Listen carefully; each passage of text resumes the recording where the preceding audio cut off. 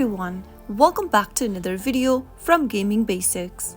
In today's episode, we are gonna learn how to delete Magic Tiles 3 application. So without wasting much of our time, let's dive into the video.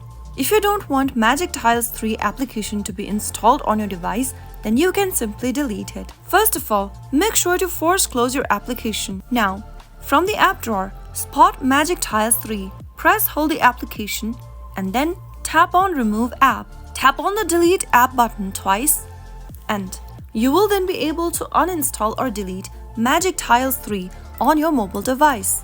If you ever want it back on your device, you can easily go to your App Store or your Play Store and download it. So that's it for today's video. If you found the video to be helpful, go ahead and give us a thumbs up. Don't forget to subscribe to the channel by hitting the subscribe button. Also press on the bell icon so that you'll never miss another upcoming upload from us. I will see you again in the next video. Thank you for watching.